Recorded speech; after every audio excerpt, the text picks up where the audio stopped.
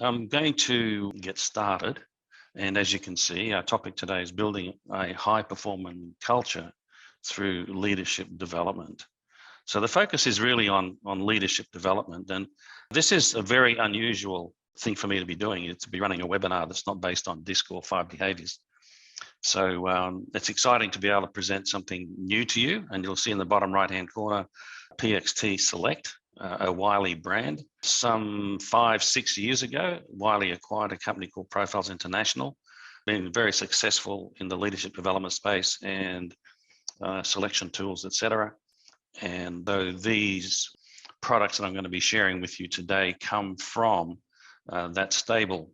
All right, so we're here to introduce a leadership development tool and a real-time leadership development process that organizations can use to maximize the existing leadership potential of their managers and leaders. All right.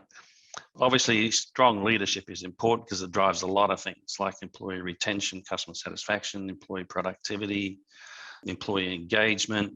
And I don't know if you've come across Gallup's book, It's the Manager. I think it was published just before the pandemic hit, maybe the year before that. But one of the key things that came out of that was that 70% of the variation in employee engagement scores across an organization are the result of the immediate manager of those people. All right.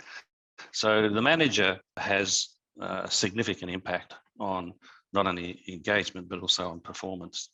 All right, so, and you've probably heard the word VUCA, which is sort of loud and clear in the middle of this word cloud, along with lots of other things that we're facing. VUCA stands for volatility, uncertainty, complexity, and ambiguity.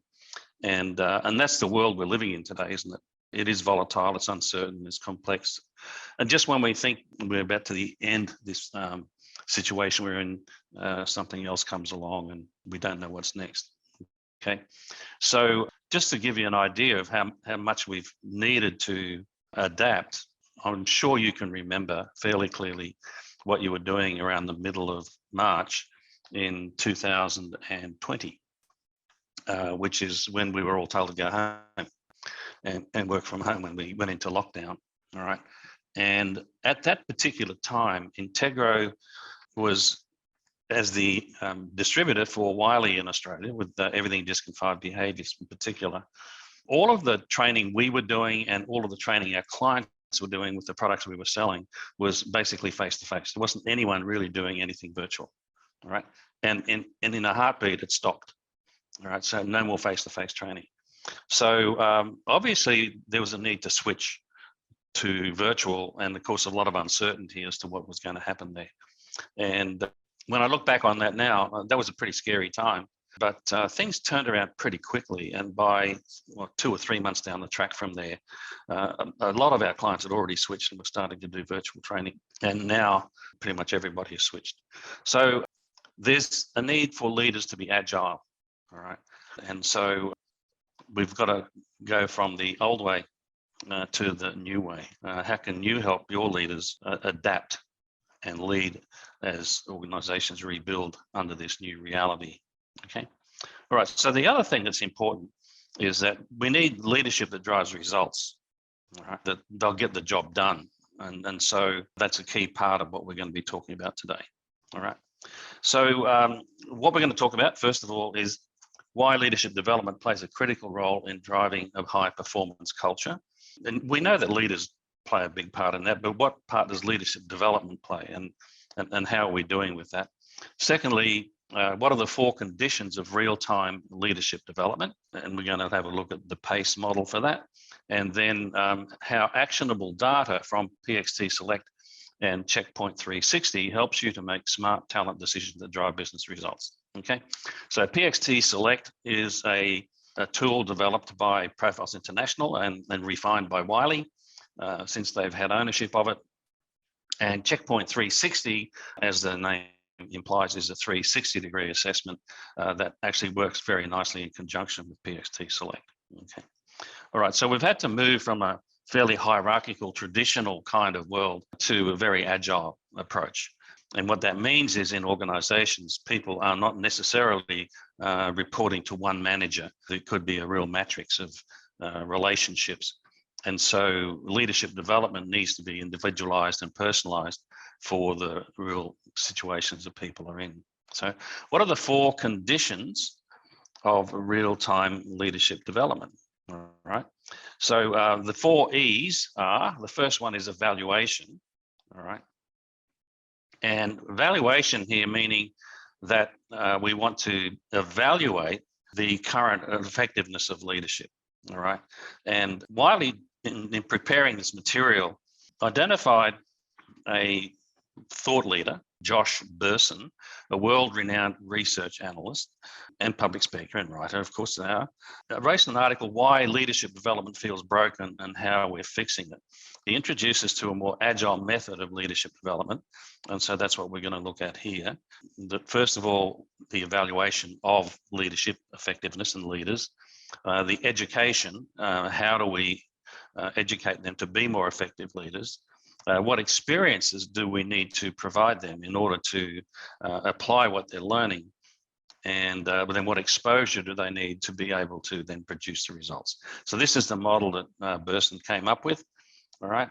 And that's what we're going to work through here as we look at these tools, all right? So let's go into more detail. Evaluation, how can companies build leaders faster? The first thing would be a psychometric assessment, all right, to evaluate who are the right leaders for a role. Then secondly, a feedback tool. So once we've got the right leaders in the role, we need a feedback tool that then provides leaders with feedback on how they're doing and what they need to do to be more effective. And then the third step in evaluation is providing the leader with a coach to work on increasing their effectiveness and growing, okay?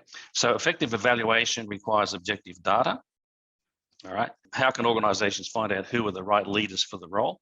And I want to emphasize there, the right leaders for that role, okay? Because different roles may require different leaders, will require different leaders, no doubt, okay? What do leaders need to work on to be more effective? And how can the organizations help them in their development plans? So I've got a little iceberg model here, and a lot of you would be familiar with the whole person concept that we use in our DISC training. This is a little different. We're talking about here, there's above the surface observed behaviors, all right? And then there's below the surface intrinsic skills and behaviors that are not necessarily apparent to everybody.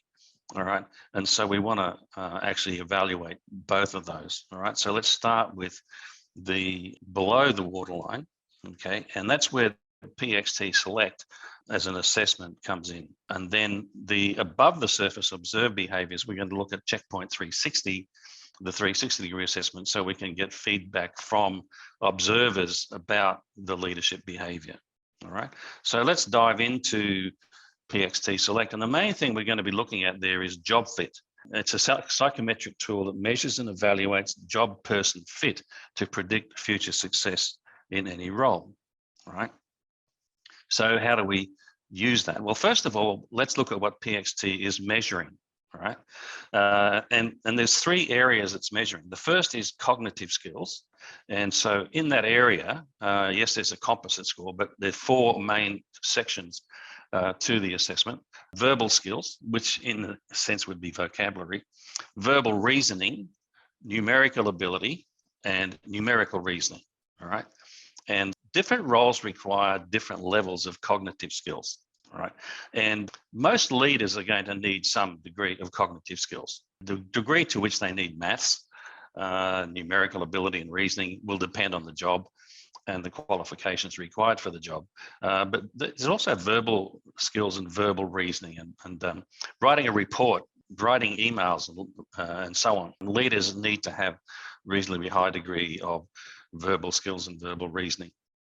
However, in other roles where these cognitive skills are not required, there is a version of PXT Select called the non-cognitive version, which does not measure this section.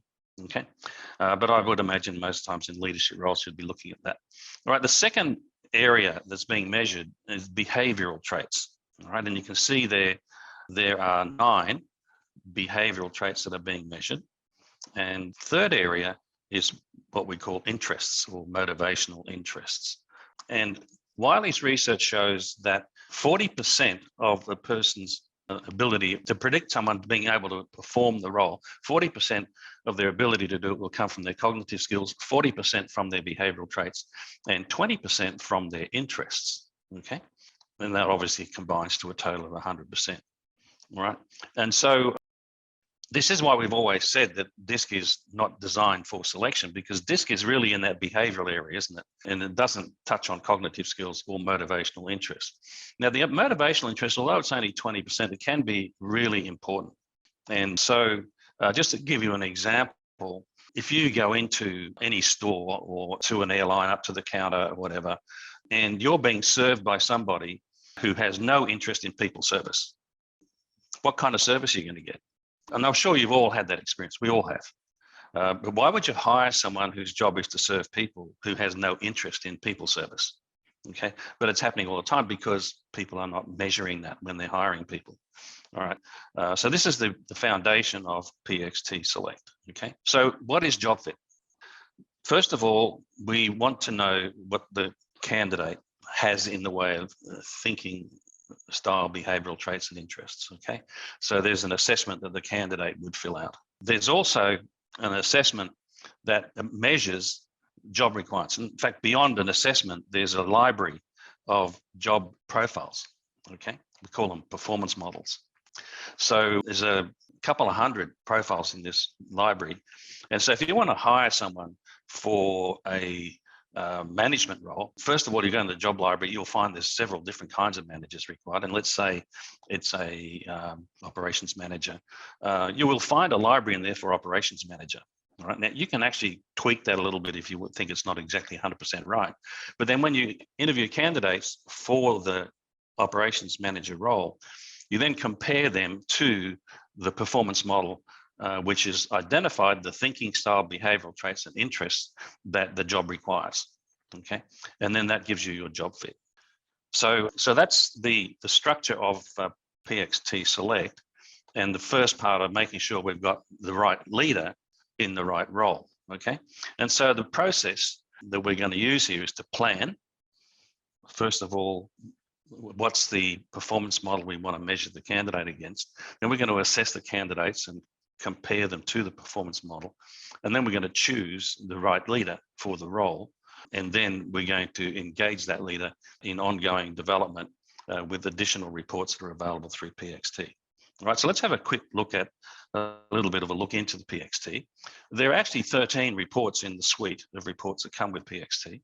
And the first one on the left-hand side there, the comprehensive selection report, is the primary report. And that's the one which is comparing the candidate to the performance model. We'll see how that looks in a moment. There is also a coaching report for when Oliver is hired, for his manager to coach him. There's also a leadership report, which we would run, of course, if we're hiring a leader, because in addition to the comprehensive selection report, we now have a report on how Oliver is likely to perform as a leader, which we would want to know too. So here's a look into the PXT report. All right, you'll see that cognitive skills at the top, behavioral traits in the middle, and then the interests down the bottom there. And across the scales, you'll see a colored range. All right, now that's the performance model.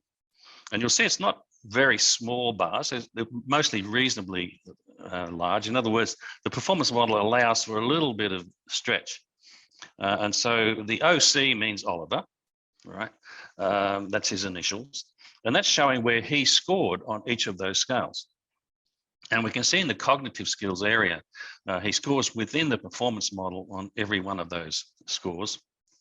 And so he has a 95% fit. Okay.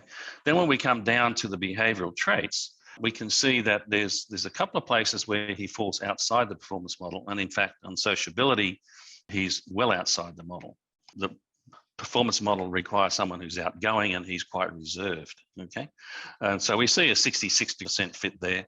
And then down the bottom, we have the interests. And on the left-hand side, it lists Oliver's interests in order. And then the performance model on the right is saying we want someone who's enterprising, has people service, and creative. Now we can see that it's not a great fit there, but it's a 74% fit. And then up the top, you'll see the overall fit is 79%. Okay. And so that's the main part of the PXT profile, where you're looking at the match against the person with the performance model. Now, there's some really other great information in here, and this is one of I think the most important, most valuable pieces here. So for where Oliver is not a good fit, where he's challenged, is one is decisiveness, all right? And Oliver is more deliberate than the performance model requires, okay? I think that's highlighted there. So here are some questions that you would ask Oliver in the interview. Describe a time when you waited too long to make a decision. What were the consequences? Or would you describe your decision-making style as bold or cautious? Give an example when it would have been better to take the opposite approach, all right? Now, the other thing that's key here is the profile is actually telling the interviewer, this is what you need to look for when he's answering those questions. So for every one of the areas where Oliver is not within the performance model range, you're going to have interview questions to ask the candidate and help determine to what extent is Oliver comfortable adapting to operate outside his normal thing and get back into the performance model range, okay? There's other areas of the report. This is something for the coaching report, all right, for the manager. So it provides useful tips. Okay, so what you need to know about Oliver: he has a strong need to be in charge, make decisions, and lead others, right? Et cetera, et cetera. Okay, management tips. This is, as his manager, this is what you would need to do. And the bottom line is, he's very direct, self-assured, and highly motivated when given the chance to influence others. Is this what you're looking for in the leader? Okay, so that's the PXT Select, which is under the water, so to speak, underneath the surface, things that you may not know about Oliver if you didn't go into that depth of questionnaire or assessment. So now let's look at the above the surface behaviors. And we've identified the right leader, we've appointed them, or we've chosen them, we've promoted them, whatever it is. And now we want to develop them to be the best leader they can be. So Checkpoint 360 is a leadership effectiveness tool. Right, it's a feedback survey that helps evaluate the effectiveness as perceived by others, right, and helps develop a personalised leadership development plan. So these are the 8 areas that CP 360, Checkpoint 360, evaluates, 8 management competencies, right? Now, there are 8 competencies and 18 competencies. And the competencies are the bullet points underneath the 8 areas, all right? And they're the areas that are being assessed by others in this 360-degree tool, okay? And again, we're going to use the PACE model here. First of all, we're going to plan who's going to actually complete the assessment about the leader, all right? And then we're going to assess. They're going to send out the assessments and people are going to complete them. Then we're going to choose the direction that we need to go in terms of coaching this leader to be more effective, and then engage him in activities that will help him develop that. And also there's a comparison report on the management comparison report we would use in that area, okay? So again, there's a suite of reports. I'm not going to go into all of them, but the most important are the individual feedback report, which is the report that the leader would get about themselves. And what's really nice about this particular 360 is that the manager gets a report specifically for them about the leader, all right? And so let's have a look at what that looks like, okay? So the individual report provides an overview of the leader's strengths across the skills and competencies measured, right? And it shows alignment or lack thereof between the leader and the manager. That's really something that's I've not seen before, and I think it's really good, okay? The information on the front obviously is personalized, including your company logo if you would like to have that there. And so here's the executive competency overview for the leader. Let's zoom in on that. Right, we can see around the outside, we've got the 8 areas that we're measuring, and the A is all observers and the S is self. So this is just a comparison of the leader compared to all of the raters who've completed the survey about them. And you'll see a few spots there with some little red arrows. They show up when there's more than a 1-point difference between self and others, which would indicate, in this case, the self is below the other. So there's a lack of awareness there of how other people are seeing this particular leader. Also on this page in the report, there's an overall score. It's a 5-point scale, all right? So this particular leader has rated themselves overall as a 3.36. Others rated them a 4.08 across all of the items that are being measured, a differential of 0.72. Now, again, if there's a score of more than 1 here, then that's an indication of a lack of self-awareness, and obviously some coaching would be helpful. The other page that's really useful is just looking at the overall skill set summary. All right, these are the 18 competencies, and we can see how this leader has scored across all of those. And there's a zone there that's the ideal to be, and these are ranked in order of strongest down to weakest. Okay, so this is still, we're getting into more detail, but it's still big picture. There's more detail, and I'm not going to go into all of it. But the other thing that's really interesting here is what are the top 6 skill sets or competencies and what are the bottom 6, all right? I think it's interesting to see that this person is wanting to be a leader and his lowest competency is listening to others. That's interesting, isn't it? Now, this is a really, I think, important report here, and this is the alignment summary. This is a comparison between how the leader themselves and their boss were asked which 6 of these critical skills are most important.